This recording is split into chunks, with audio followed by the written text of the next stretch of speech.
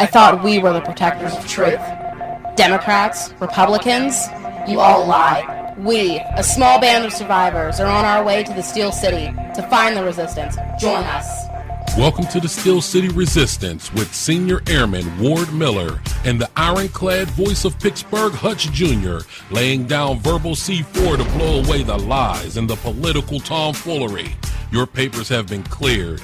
Welcome to the Steel City Resistance.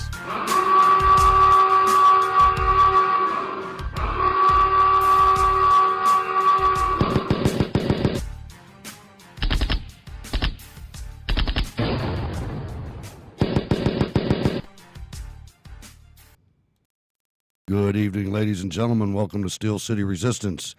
My name is Hutch Jr., and we are 21 minutes late, and I apologize for that. I am in the bunker in the city of Pittsburgh. And I'm Ward Miller, also in the city of Pittsburgh. It seems like for the last couple of weeks we've had some technical difficulties through no fault of our own. This we will chalk up to shit happens. So, you know, if you're watching the show through Ustream, oops. If you're not, you don't know we're late, so we're just going to carry on. Yeah, we're going to get this right sooner or later. I mean, I thought we had it right. We even had a test run during the week, and everything worked out fine, and I had no idea it was going to melt down. And as soon as we came on the air, it was quite... Well, that's our challenge. We do this every week. We wait until the absolute last minute to plug everything in and go, "Hey, Hutch, can you hear me?" And he goes, "Huh?" Yeah, and then I become Marcel Marceau, and I'm a freaking mime going. For those of you who are not watching on the video, my hands just went like that. And for the sake of the listening audience, Ward is really a sight this evening in his Santa Claus attire, his Hawaiian Santa Claus operation. He's kicking it. That's right. You got to. Now, Ward, I don't know about you, but this has been one hell of a tough week. To watch these socialists just go on and exploit this tragedy that happened in Connecticut in order to disarm the country. I mean, it's just it's been nauseating to me. Well, yeah. I mean, and it's not to say that it wasn't expected. Right? Because, you know, when Rahm Emanuel was in, he famously said, "You never let a good crisis go to waste." And that's exactly what happened. You know, what happened in Connecticut was a tragedy. It was a tragedy of epic proportions. And the fact that the same day, I mean, the like I said last week, the poor kids' bodies weren't even cold, and you had these retarded liberals out there screaming, you know, "We need to take all the guns away, and if we get rid of all the guns, that'll prevent this from happening." Anybody who believes that is an idiot. I don't care which side of, you know, gun belief you fall on, whether you think that everybody should be armed to the teeth or you don't believe in guns. There's absolutely no way that you can believe that there's you know, not having guns on site is a bad thing, because by the time you call the cops, I mean, seriously, let's get that. Let's call, you know, we've said this from the beginning on the show. We call a pig a pig. If someone was to break into your house and you call the cops the moment you hear the glass break, it's going to take them between 20 and 30 minutes to respond. On a slow night. And on a good night. All right. I mean, you can get a fucking pizza delivered faster than you can get cops to respond.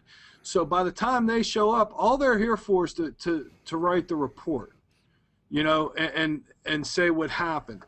You're not going to get there. There's not going to be a police officer who is able to do an intervention to keep this crazy guy who just broke into your house from bludgeoning you to death.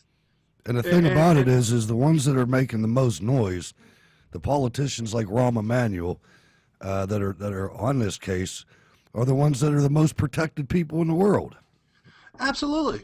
You know, and that's what was funny. Did you see that article Michael Moore, Captain Fat Bastard himself, goes out and talks about how bad guns are, and he did the movie Bowling for Columbine about the shooting and what that happened in Columbine.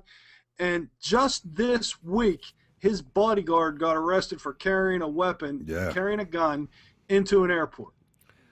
Yeah, the arrogance of them, and I mean the sad part about it is that you have people that genuinely feel, believe what they're saying, but they're being led like sheep to the slaughter, man. It's so hard for me to take otherwise intelligent people. Well, yeah, I mean, they're living in this perfect utopia where they believe that, if they pass the law, then no one will have guns and everybody will be on a fair, on a level playing field. And that's not going to happen. Anybody who, the bottom line is the guy that was in Connecticut wasn't allowed to have a gun. He tried to buy a gun. They have all these laws that say he can't buy a gun, so he didn't buy one. He stole one of his mother's, shot her in the head, then he went on a rampage, right? So where did that law about guns prevent that shooting in any way, shape, or form? I think he broke about 50 laws too from what somebody had compiled them. Oh yeah, I mean, and that's what always is going to happen, right? It's between what they do with, you can't pass a law and expect criminals to follow it. That's why they're criminals. I could never understand that part. So realize. So let's just make another law so that this will never happen again. We'll make a law that all the crazy bastards out there that want to shoot up places, they're going to have a law that's going to make them afraid to do it. These guys are going in there knowing full well that they're not going to come out of it alive. Right, yeah, that's true. Suicide by police. In fact, I posted a thing. Did you here, we're going to play a little game with the SCR listeners. What was the most devastating attack in the United States not perpetrated by a Muslim? Give up? It was the Oklahoma City bombing. How many guns were used in the Oklahoma City bombing? None. I didn't see anybody rushing out to ban fertilizer or to ban rented box trucks. That was what was used to do the damage. They killed little kids because there was a preschool in the building that he blew up. And there's no one saying one way or another, oh, that was bad, but there was nothing that they could legislate against. So nothing was really said about it. They would have if they could have. If they were able to, they would have legislated. They would have probably legislated against white males. Yeah, well, I mean, here, the thing is, and I blame the media for a lot of this, because the media comes out and within days, everybody knows the bad guy's name. When Timothy McVeigh blew up detonated the bomb and did the Oklahoma City bombing, everybody in the country knew who Timothy McVeigh was, and it was the same with, what's his name, the Unabomber, Kaczynski. Yeah. Everybody knows who he is. And that's where it's wrong. You're giving and that's what these people want. They want the attention. They want everybody to know who they are. And instead of doing that, say, even if you know who it is, even if you know that it was Ted Kaczynski who was the Unabomber, you just say the Unabomber did this, or they come out and instead of glorifying this guy and giving him some sort of hero status, report him as a fucking retard who went out and killed a bunch of people for no good reason. And we're not going to release his name because he doesn't deserve the press. Yeah, I agree. I mean, the press is behind a lot of this stuff that goes on. It's pretty nasty. I mean, for instance, the thing with Gabby Giffords. Everybody remembers Gabby Giffords because that's what the political story was. But nobody could name the federal judge that's dead, that got killed on the same site. Federal judge gets killed, and I don't know his name. No, or that little girl. The little girl who survived cancer or something, and they brought her to meet Gabby Giffords. She got killed. Yeah, I mean, it's the press's game. Now, I heard a report this week that there was a group at the United Nations that basically came up with the the scenario that the United States, America, is the world's problem. We are what's wrong with the world today. And I just found that kind of, I should have more details. I don't. But that just, I believe it too. You know what? That warms my heart. I think that, you know, the reason we are the problem is because everybody else wants to be like us. And, you know, for the longest time, and I've said it on the show, we are the teeth of the UN. The UN can say what they want to say, and they can chastise us, or they can come up with some sort of insano plan. But the bottom line is, and it all boils down to, you know, they can't do nothing to us. You know, like I said before, if President Wardy was elected, you can guarantee that the UN would be in Switzerland somewhere, because I'd throw them the hell out of New York, and my first official act would be to, you know, disjoin the UN. We would no longer be part of the UN. We would no longer be part of, you know, any military action taken by the UN. They would be on their own to fend for themselves. And as soon as you do that, they're going to disband, because, I mean, that's just a whole Klein College running around in circles chasing its own damn tail. They have absolutely no impact. You know, I mean, look at how many damn what are they called? Resolutions did the UN put against Iran for, you know, building nuclear weapons, and they basically said, yeah, whatever. It's the America and Israel Haters Club, and it's got to be. I can't imagine what it costs to put those people up, because they're not just getting hotel rooms. I mean, they're getting the whole floor, and these people travel around like they're kings and queens, you know. Oh yeah, and they get diplomatic immunity, and the thing is, I mean, we could take that entire building that they use for the for the UN. We can make it, you know, hell, we'll make it a fucking mosque. You know, a skating rink. Put all the raghead bastards in there, and then just then we get Timothy McVeigh to blow that fucking building. And then they can use all the listening devices in there to listen in on them that are already built in. Now, the Benghazi report came out, and it basically said there was all kinds of problems, and there was all kinds of leadership failures, and blamed nobody. I mean, I see these scapegoats, these junior level, you know, not deputy secretary level people resigning, and we have Hillary Clinton that gets Benghazi virus and falls down and busts her head, and she says she's not going to, of course she didn't go to hospital. Yeah, and I've never been diagnosed with a concussion without going to the hospital. Yeah, it's great. I mean, Huma Abedin probably did the examination.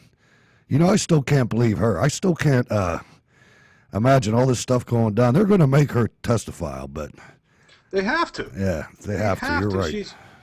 You know what's going to happen, though? They're going to make her testify after she's no longer the Secretary of State, and so it really won't carry any weight. And the only thing that'll happen is, you know, basically they're going to put that around her neck so that when she tries to run in 2016, that's the only reason she's not testifying now. Because, you know, whether she wants to admit it or not, she has every goal, every intention on running in 2016. Oh, absolutely. That is the whole reason she didn't testify. But I don't think we should have let her, I don't think she should be allowed to get, I mean, think about it. There's 4 dead Americans under her care, and she doesn't even testify? Are you serious? And it's not only that. Okay, so say there was a security breakdown at the UN, or at the Department of State. That's okay, fine. They're not a military organization, so when it comes to security, maybe they did drop the ball. However, when General Ham says, "Hey, look, they got 4 Americans. We're going in," and somebody gives them the order to stand down, that stand down order can't come from the Secretary of State. Right. That's what I mean. It's too serious to sweep under the rug. It can't be. If we're going to still be a country, I mean, this has to be handled. That's all there is to it. If we've gotten to the point where these people are that blatantly above the law, That's a dangerous place to be. And I would not be comfortable if it was a Republican doing this as far as liberty. I mean, you have to be a nation of laws, not men. And well, the thing Mrs. Clinton is a man. Hutch, if this was if this, issue happened under George Bush, you would not hear the end of it. It would be on 24/7 on every, look at how often, Code Pink was on. Bush lied, Americans died, and all their little catchphrases. The difference is we have four heroes' bodies that no one's taken account for. And one of them's a 4-star. Yeah. And then let's add to that. Let's add Brian Terry. Nobody's ever answered for that. And another one of them handguns just showed up in another murder scene in Mexico. Nobody's taken, the media has totally dropped the ball on everything, that paints their Messiah in a bad light. When, between Benghazi and Fast and Furious and hell, have you heard anything more about the fact that FEMA still hasn't done anything for them people in New Jersey? I mean, there's nobody talking about it. Nobody. I'll tell you a strange coincidence. I don't think it's a coincidence, but Corporal Lamar or Corporal Hammer, a United States Marine, that he was heading to Guatemala, and he had an antique shotgun that he took with him. He was going to go hunting in Guatemala, and he was getting there through Mexico. So he gets to Mexico, and he goes and checks his weapon in, lets him know he has it. He had gone to the consulate or some United States government agency told him how he had to do it. Then he went and did it, and they locked him up.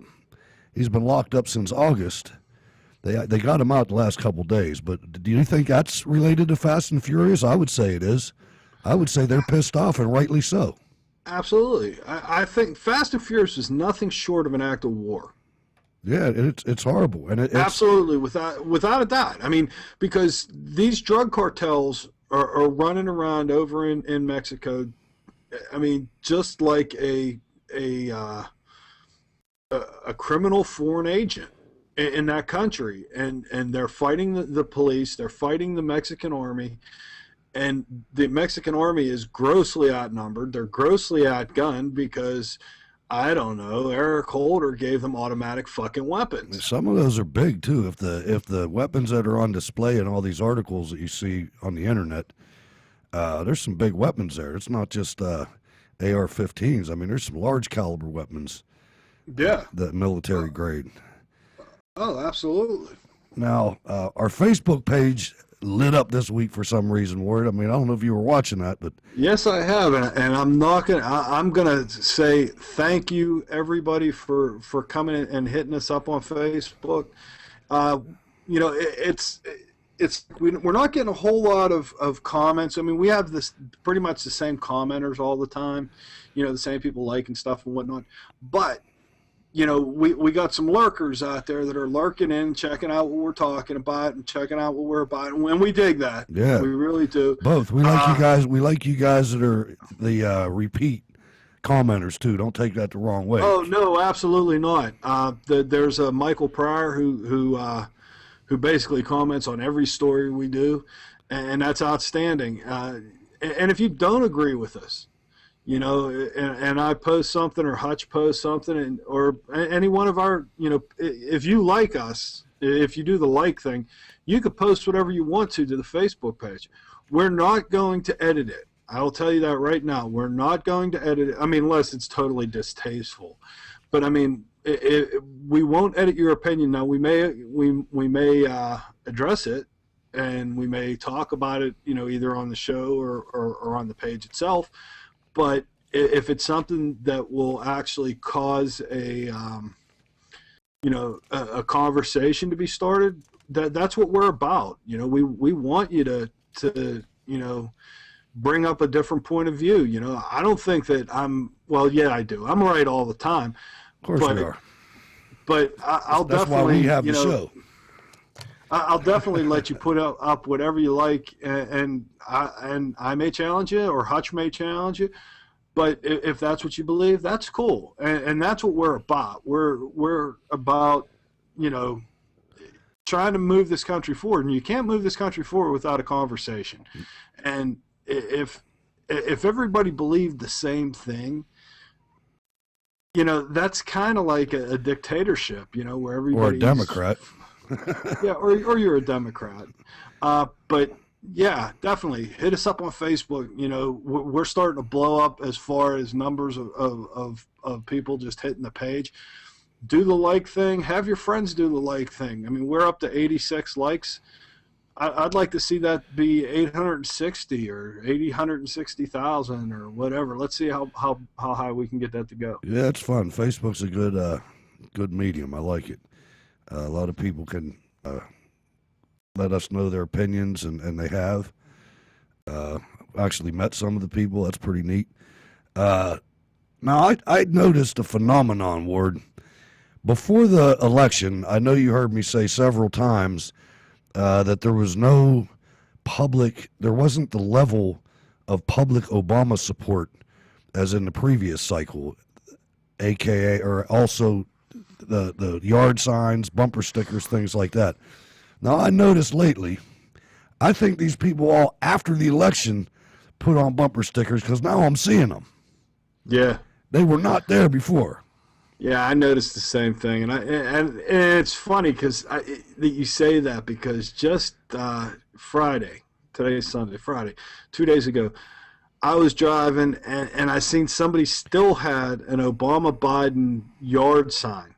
And I'm like, really? Election day, I took my sign out of the yard. Yeah, well, I think maybe what they're planning on doing is, they're just going to keep the sign there. So, when Biden tries to run in 2016. Or Obama's third term. I mean, you never know. Yeah, whatever. They're prepared. Code Pink, I blew up Code Pink a little bit because they were getting all high and mighty against the NRA. And some of the things that were said and are being said about the NRA and NRA members is just vile. I mean, you people on the left, you people are pigs, man. Maybe not all of you, but the ones that are opening your mouth and the vitriol. The thing that I can't understand is in not very many years, they have demonized guns and gun owners. I mean, if you remember when we were younger, there was no demonization of guns, man. I mean, guns were part of American fabric. Yeah. Well, here's the other thing, too, is, when they come out and they start screaming, it's one of them things where they want to demonize guns and how violent gun people are, and then they turn around and go on Twitter and say anybody that support, that's in the NRA should be shot. Oh yeah, and I mean, it's just ridiculous that this like double standard and whatnot. It's almost funny, because it's like, it would kind of be like, what's his name, the Dalai Lama coming out and saying, you know what, I believe in peace, and anybody that doesn't believe in peace should be beaten to death. Oh yeah, it's like Muslims. Muslims are that way. And I'm sitting there watching Code Pink commiserate with the Muslim Brotherhood, and I'm thinking, leftists are suicidal. I don't know what it is about them, but they are suicidal as hell. You've got gay groups that are supporting Muslims that would hang them up by a crane. You've got women's groups. Well, that's not really a women's group. It's more of a communist group, Code Pink. Code Pink's out there. Yeah. But you've got them, rallying with these people that would kill them. And it's just, it blows my mind. All these people in the middle of the city talking about gun control. Are you stupid? Well, it's the same thing, Hutch. It's the first thing the first thing you have to do when you are, Sun Tzu said, when you prepare for war, you have to know your enemy. And the people that they're siding with, they're marching because they feel as though that the Muslim Brotherhood should have fair rights and whatnot, and they haven't taken into account what these people stand for. You know, the people that ran out and jumped up and down and got really excited because Obama supported gay marriage, you know, and Obama also supports the Muslim Brotherhood, who, if you're gay, they kill you. It's not a, you know, a little beat down, or it's not, you know, they chastise you. They kill you. And you're lucky if you don't get set on fire afterwards. They don't like you at an epic level, and don't ever let anybody tell you any different. Basically it says that in the Quran, that if you're gay, you need to be killed. Yeah. I mean, it's just nuts the way they're so suicidal. It kills me. I'm watching some of the back channel traffic that's going on in Congress here in the House of Representatives. And I'm here to tell you, it's not guaranteed that on the 3rd of January, John Boehner is going to retain his speakership. I mean, there's some challenges coming from conservatives. Conservative members of Congress, especially the newer ones, are not being treated very well. And they're banding together. It only takes 16 of them to not vote for John Boehner, and he is not going to be the Speaker of the House. And they've been floating the Vice President, Paul Ryan. I'd like to see Newt Gingrich myself. He knows how to play the game. Because it doesn't have to be a congressman. It can be anybody. So I think his days could be numbered. I think Boehner's done a horrible job. I mean, I think what they need to do is nominate me. I'm not moving to D.C. It costs too much. I'll do a virtual presence. I'll do Skype. Google meetings or Google. You know, we'll do it through Google, and I'll just basically go in there and say, "You guys are just fucked." No, we're not raising taxes.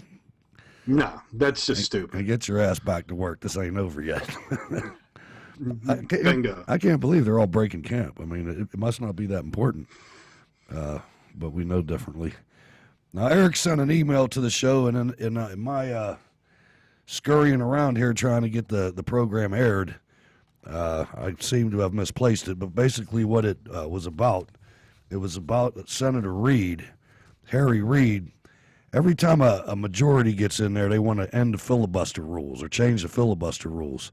And they've wisely not done that, understanding that one party, the power in the Senate is going to change back and forth.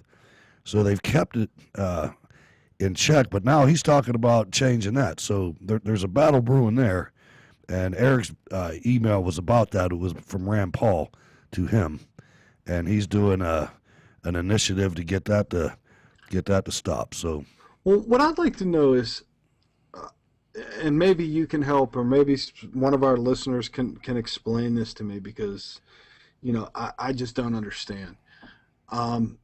We have, you know, the speaker, not the Speaker of the House, the majority leader in the Senate, who has refused to pass a budget for 4 years. Now, according to the Constitution, they have to pass a budget every year. So exactly what is the process to go after them and make them follow the law? I mean, I guess it would be it would have to be a Supreme Court case. Now, this is another area where the press should be talking about this every day, at least every week. This is unprecedented in American history. And it just, make no mistake about it, there's no shortage of money being spent. It's just you don't know where it's going. You know, so that's a very, very serious problem. My thing is, you know, I mean, it's very clear in the Constitution that says you will pass a budget every year. And in the last 4 years, going on 5, Harry Reid and the Senate have not passed a budget. Have they passed anything?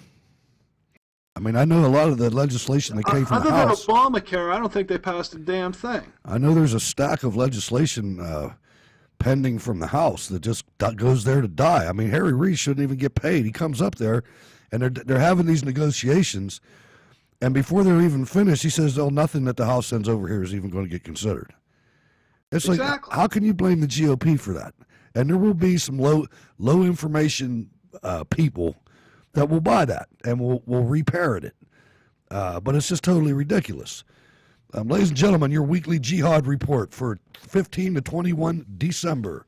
46 Jihad attacks, 2 Allahu Akbars, 156 dead bodies, and 438 critically injured. The religion of peace, ladies and gentlemen, one body at a time.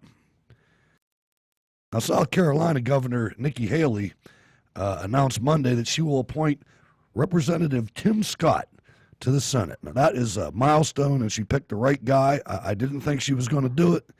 I thought she was going to go with one of her cronies that helped her get elected or whatever, but Tim Scott is one of the most conservative members in Congress. I mean, he's filling a seat left by one of the even more conservatives, Jim DeMint, which he will be missed. But I think that's a good choice. Yeah, absolutely. And one of the other, and I try and be colorblind with this stuff, but that was one of the big things that they trumpeted. So I'm gonna parrot that, and the fact that he's the first black representative from South Carolina ever, and and him and Lindsey Graham are going to be arm in arm, and I think that that's a good thing. I wish you would have replaced Lindsey Graham and Jim DeMint would have stayed.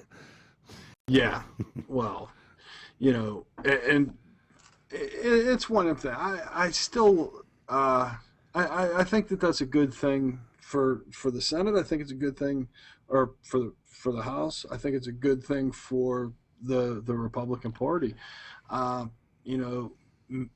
That's what you need. You need new blood in there, and that's a big part of the problem we have. Is you have this good old boys network. Hey, you vote for my piece of crap bill, I'll vote for yours. Instead you watch how chummy you see John McCain get with John Kerry's selection as Secretary of State. We live in Alice in Wonderland. This guy is a damn near a traitor. He is a traitor. No, not damn near, Hutch. He is a traitor. He is. He everything that he did, everything that he stood for, and the fact, when you have video, and that's the part that's killing them, is because we live in an age of video, and there is video of him with Hanoi Jane protesting the Vietnam War. Do I think that the Vietnam War was a good thing? No, I don't. But we had soldiers in theater, we had soldiers in the field, and you don't come back to this country and badmouth them and spit on them and throw medals at the White House just to prove that that you're an asshole, which is what he did. And only in the socialist bastion of New England could he get elected to the Senate in the first place with that record. Yeah, exactly. Now, Scott, in his remarks after Haley emphasized fiscal conservatism and praised DeMint and the people that made him the person he is today, most importantly, his mother. I am thankful for a strong mom that understood that love sometimes comes at the end of a switch. So that's always good to know that he had a strong upbringing. Now, there's some shenanigans going on, Ward. Everybody wants to rush, except FEMA, wants to rush to help the people that were affected by Hurricane Sandy. And that's getting it's getting shady. It really is, to say the least. Of course it's shady. There was Obama sent a request as detailed in a letter to Capitol Hill by the director of the White House's Office of Management and Budgets, Jeffrey Science. And it includes these requests. Number one, this request would provide $4 million to the Federal Bureau of Investigation to replace vehicles, laboratory, and office equipment and furniture damaged as a result of Hurricane Sandy. This request would also provide $2.4 million in response to Hurricane Sandy to replace destroyed or damaged vehicles, including mobile X-ray machines at the ports and entries into New York and New Jersey and other equipment. This request would also provide $1 million to the Drug Enforcement Administration to repair or replace over 15 vehicles. are you seeing a pattern here? Yeah. Basically, what they're saying is, well, Hurricane Sandy hit, so we have to buy new cars for all the government agencies. And I'll guarantee you that they're going to be cars that are built at GM. Oh, yeah, who are incidentally getting bonuses at the end of the year, it totaling into thousands for each employee. I mean, 300,000 Secret Service vehicles, 230,000 BATF vehicles, 20,000 for the IG vehicles. Well, my question is, how many of those vehicles were actually in the path of Sandy? Right, and I mean, it goes that. You Can't tell me that all these cars were piled up in Jersey that took all this damage. Now, back to where, the X-ray equipment at the ports, okay, I can buy that because, the ports got pretty beat up. But all these cars, all these vehicles, that doesn't make sense to me. You would have had to take pretty much all of the ATF cars on the freaking East Coast and put them in a 3-block area for them to do this kind of damage. And then it goes into $348 million for large-scale National Park Service projects, $78 million for large-scale Fish and Wildlife Service projects. I mean, it's like a bailout. It's like a TARP. Yeah, you're absolutely right. And it's a garbage bill. No, I think... but see, once again, that goes back to you don't let a crisis... you don't let a crisis go go to waste. You can't let it go to waste. So, hey, we're going to be throwing money at New Jersey for all these problems, so let's use this to get more cars, more trucks, more, whatever. Yeah, it's a pattern that continues.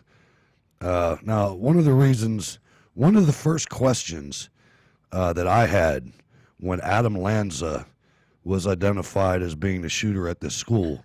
Hold on a second. We're going to start something new here. I don't believe in we announce his name. We'll refer to him as the little prick.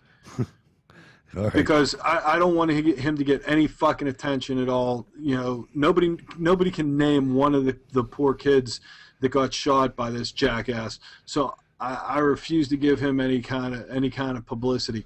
So if you can, Hutch, bear with me. Whenever his name comes up, you can read the story, but it's the little fucking jackass. The perp. Whatever. I'm wondering why this guy, they're saying all this about his mother and his brother and this and that. And I'm like, where's his dad? Well, apparently, according to a source close to their family, Newtown, Connecticut murderer, the perp, had no contact with his father for 2 years before the massacre. The two reportedly saw each other every week for 9 years after the 2001 separation of the perp's parents, Perp 1 and Perp 2. Before the divorce became final in 2009, in 2010, when Perp 1 began dating his future perp wife, perp shooter stopped all communications with his father. The divorce had stipulated joint custody, with the perp living with his mother in Newtown, relying on a 6-figure yearly sum supplied by Perp 1, who is a director and VP for General Electric. Incidentally, Ward, I don't know if you noticed this or not, and I'm not putting a whole lot of credence in it yet, but I've seen it reported at 2 places. There's a relationship. Not a relationship, but there's some commonality between this case and the shooter in the case at the movie theater. Both of their parents are involved in a huge lawsuit with Lepore. I don't know if you've heard of that lawsuit. It's too complicated for me to understand it, but it involves many banks, and it involves these two guys' fathers. And there's even people that are saying that, the conspiracy theories are starting to come out. So I'm not putting any credibility to that yet, but there's a lot of shaky stuff that's being uncovered. And then, as soon as I start hearing that, yesterday I posted on the Facebook page the Connecticut police officer getting on there, threatening everybody basically saying there's no First Amendment anymore, that anybody who perpetrates any type of story using facts other than the ones that are coming from his microphones is going to be prosecuted to the fullest extent of the law, is going to be investigated and prosecuted. And I'm thinking, it was right around the time I started seeing these stories, and again, I'm not leading any credence to these stories, but that does not mean that it's not possible that there's a conspiracy. I'm not saying there is, but by God, there's been enough conspiracies in this country over the last couple of years that it's worth running to ground. I mean, if there is a viable story out there, you don't run away from it just because it sounds bad. No, you're totally right. I wanted to bring something up too, and we really don't have it in the show notes. So I'm going to throw. I like to do this every now and then, just throw Hutch a curve and see if he can just run with it. Last week there was a, I know you know who the Westboro Baptist Church is, and I've been posting a lot of stuff on Facebook and Twitter and whatnot. And what these jackasses were doing is they were going to Connecticut to protest the funerals of these children that were killed in this horrific act, horrific act. And there were some hackers, and one of them was the Jester. The others were from Anonymous. The group of hackers that call themselves Anonymous, and they actually banded together and did something that was very cool. They went after the Westboro Baptist Church. They tracked them down. They were reporting on Twitter where they were, and because a big part of because of what they were doing.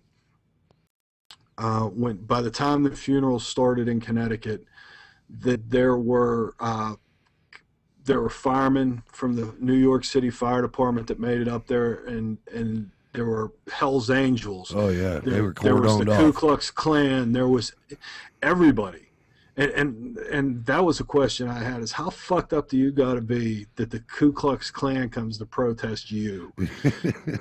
So they all got up there and they lined up shoulder to shoulder, and wouldn't let these animals. That's all they are. They're hateful fucking animals. To prevent them from harassing the families of these children who were killed in this horrific attack.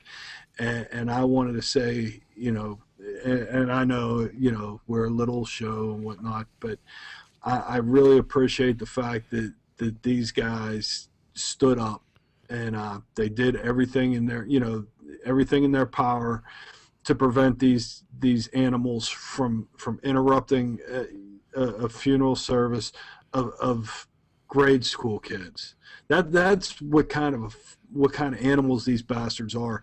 Is they're going to protest the funeral of a grade school kid, and they're saying that this happened because this is what God wanted. Yeah, it's disgusting. I mean, everywhere they go to soldiers' funerals, and you know the drill. So that's a good deal for. I'm not really a big fan of Anonymous, but I'm not a fan of that church either. I'm not a fan of Anonymous at all. Don't get me wrong, but when they actually stepped up. Yeah, there you go. I mean, for those kids, and what the other stuff that they do is what the other stuff that they do. But in this instance, they did the right thing. They stood up for these kids and for these children's families, and they kept those Westboro Baptist assholes out of the picture. Absolutely, yeah, they did well.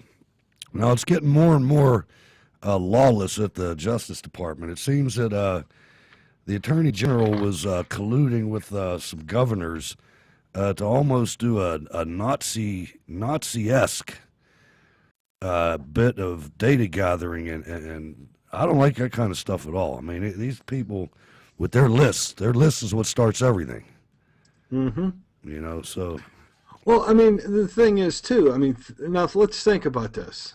If if you remember back when the original Obamacare discussions were going on, that the White House actually fired up a website and said, hey, if you have a neighbor that's bad-mouthing the Obamacare, or the Affordable Health Care Act, or whatever the hell you want to call it, if they're bad-mouthing that, put their name and their address on this list. Listen to the details of this. Earlier this year, Attorney General Eric Holder granted the center, which is the Center for Counterterrorism, National Counterterrorism Center, granted the center. And I'm sure George Soros has his fingers in there somewhere. Granted the center the ability to copy entire government databases holding information on flight records, casino employee lists, the names of Americans hosting foreign exchange students, and other data, and to store it for up to 5 years, even without suspicion that someone in the database has committed a crime, according to the Wall Street Journal, which broke the story. Now that's starting to get into areas where I don't want us to be, especially with Eric Holder. I mean, I don't trust Eric Holder as far as I can throw him. Well, I mean, if anybody who's studied history knows that basically, and I know I'm going to hear it from Eric, but I mean, that's how everything started in Nazi Germany. Let's keep lists. Let's put these people on this list. Let's put these people on that list.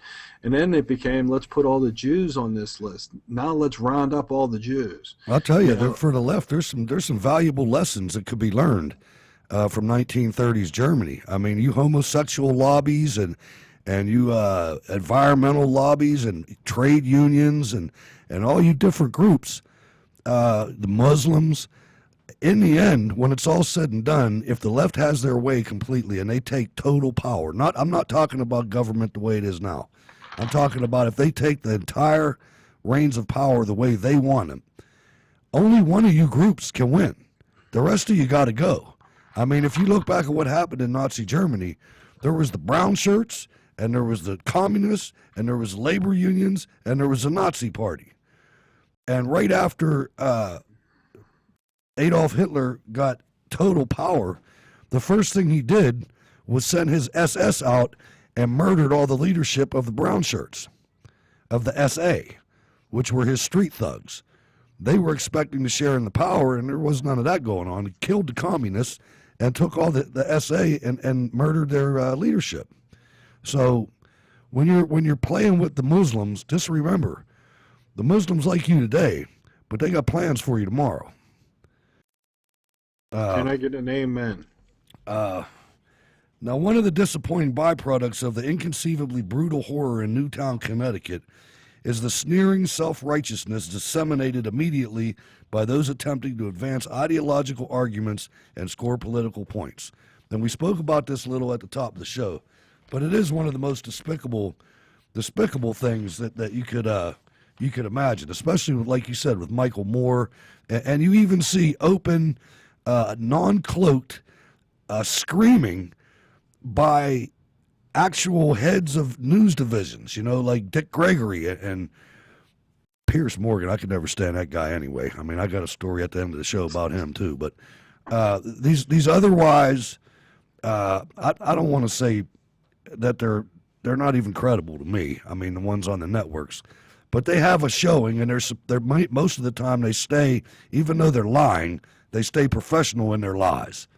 But now they're just they're bubbling over, and it's something to watch these people.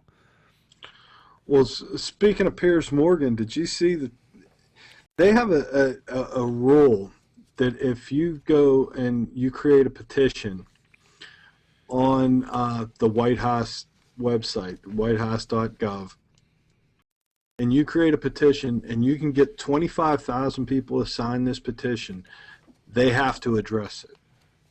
Whether they come out and say, well, we're not going to do this or we're not going to do that or whatever.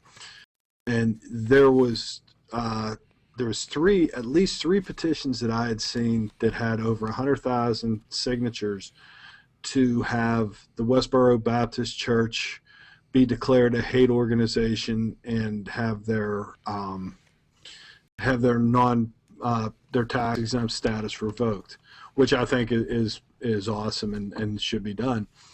But there was also a petition that was placed that they're actually petitioning that Pierce Morgan be deported. I'd love it. I'll tell you, I get mad when you see the main basher of the United States has an accent like that. It makes me want to just throw his ass out of the country. Him and that other guy, there's a couple of them.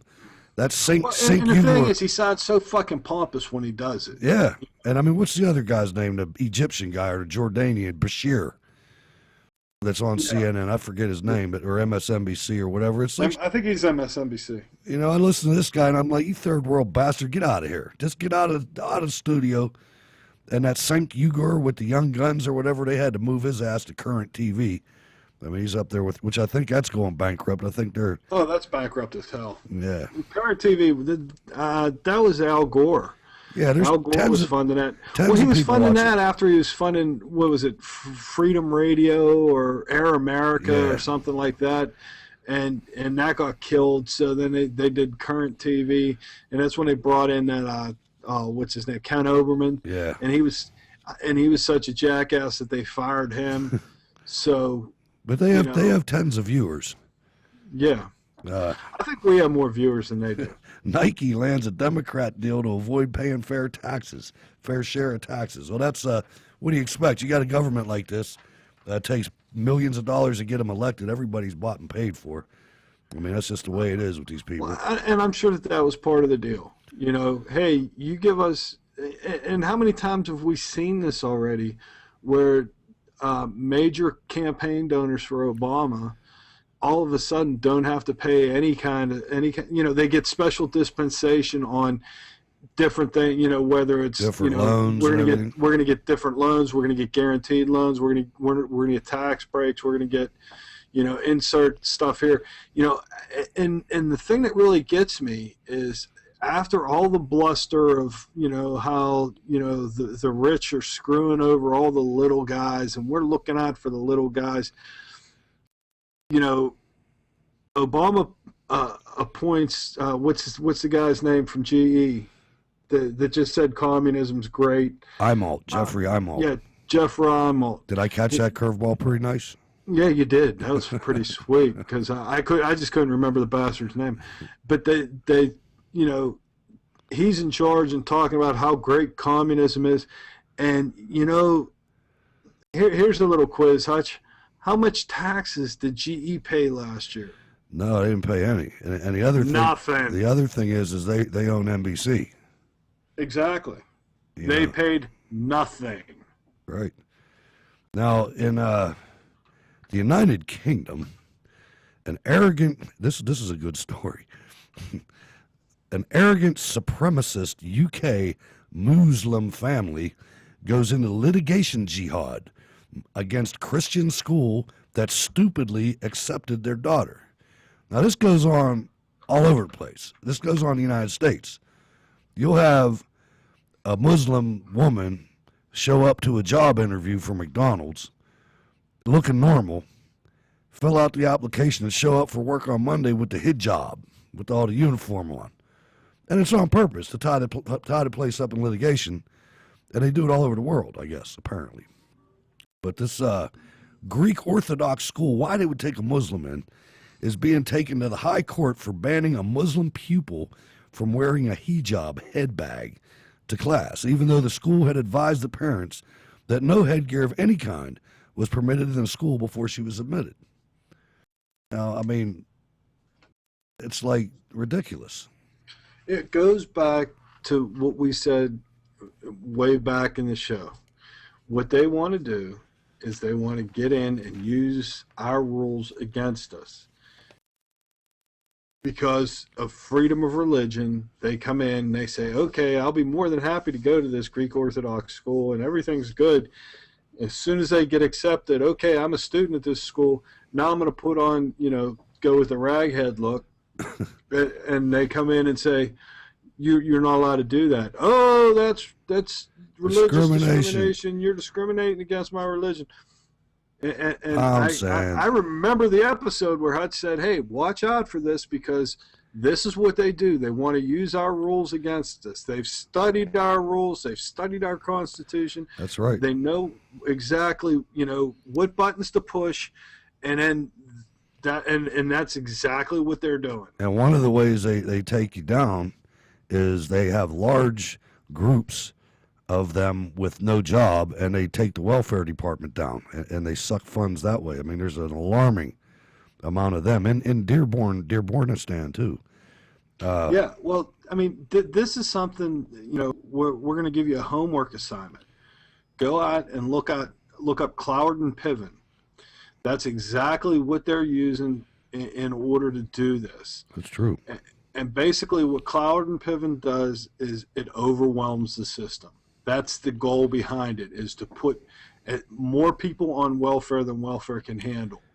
To put, read about it, learn about it, understand Cloward and Piven, and then start looking at what's going on in the government today and say, hey, isn't this the same thing? And look at the relationship between the Clintons and Francis Fox Piven. The dude's dead by now, but she's still alive. She still is hideous. They may have killed him. Oh, I didn't say that out loud, did I?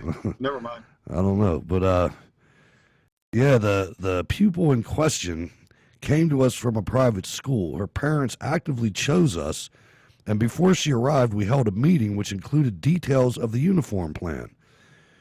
We are the only Greek Orthodox primary school in the entire country. The parents actively sought our school. They must have done so with their eyes open.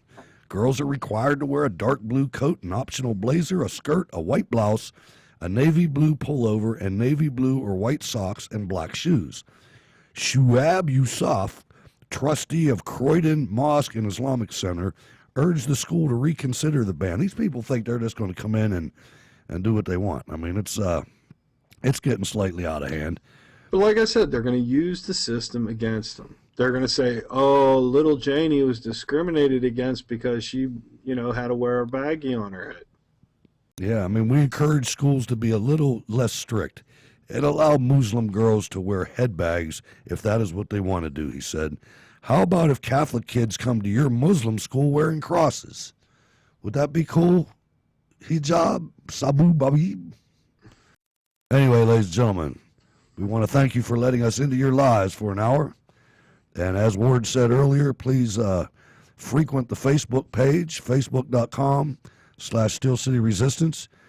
If you have any like-minded friends, again, we notice that the likes have been going up, and a lot of times that stuff happens exponentially. You'll get a bunch of climbs all at the same time. We had a pretty good week last week. Email the show, SCRTV@live.com. Can you think of anything else, Ward? Oh, Stitcher? Yeah, iTunes. Stitcher, there's Blip, we try to be as pervasive on the internet as possible. And the website is steelcityresistance.wordpress.com. Hit that up. Links to everywhere else are on there too. The links to everything. We have links to some of the places we get stories from. We do cross-linking, so if somebody mentions us on their website, we totally reciprocate. Feel free to drop us a line there. Feel free to drop us a line on Facebook, facebook.com/Steel City Resistance. And, that's pretty much all I got, Hutch. All right, well, if you don't have anything else, Ward, then thank you very much. And ladies and gentlemen, we'll see you next week. No, sir, I am over and out. I was waiting for the clap. There it is.